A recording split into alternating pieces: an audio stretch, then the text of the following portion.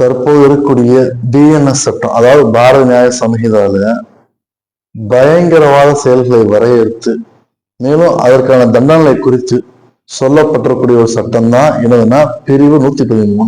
இந்த பிரிவு 113 பொறுத்தவரை இப்ப தீவிரவாதிகளால் ஏற்படக்கூடிய தாக்குதல், அவர்களுடைய தயாரிக்கப்படக்கூடிய ஆயுதங்கள், இன்னும் வெடிகுண்டுகள், இன்னும் அவங்க என்னெல்லாம், அதாவது பொது அமைதிக்கு, அதாவது எதுவெல்லாம் பயங்கரமாக கொடூரமாக தாக்குதல் ஏற்படுத்தக்கூடியதாக மக்களுடைய மனிதர்களுக்கு அச்சுறுத்தல் ஏற்படுத்தக்கூடியதா இருக்கோ அது எல்லாமே இந்த பிரிவுக்கு கீழே தான் அவங்களுக்கு தண்டனை கொடுக்கப்படக்கூடியதா இருக்கும்.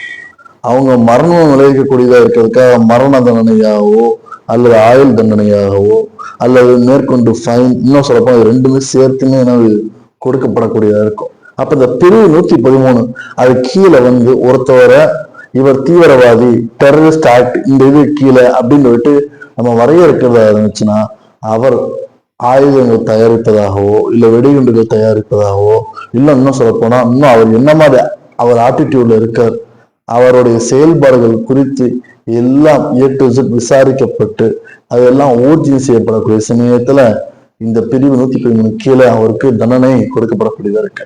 அப்ப பொதுவா ஒரு ஆள் நம்ம டெரரிஸ்ட் அப்படின்னு சொல்றதா இருந்துச்சுன்னா அவர் பாம் தயாரிக்கிறதாவோ இல்ல ஆயுதங்கள் வேற ஏதாவது தயாரிக்கிறதாவோ இல்ல இன்னும் சொல்ல போனா அவர் எது சம்மந்தப்பட்டவா இருக்கான்னு நமக்கு தெரியும். நிறைய பேர் என்ன பண்றாங்க, இந்துக்கள் முஸ்லிம்கள் இன்னும் சொல்ல போனா ஒவ்வொரு மனிதருடைய தேச ஒற்றுமையை குலைப்பதற்காகவே இல்லாத பொருளாத வரையறுக்கப்பட்ட ஒரு வார்த்தை, தீவிரமான ஒரு வார்த்தை தீவிரவாதியாக மாறிவிட்டது. சொல்ல போனா நிறைய விஷயம் கேட்கக்கூடிய சமயத்துல மன வருத்தமா இருக்கு. சட்டங்கள் தெரிந்து கொள்ளுங்கள், ஆனால் யாரையும் சட்டத்தால் தவறான பக்கத்தில் அவர்களை வீழ்த்தி விடாதீர்கள்.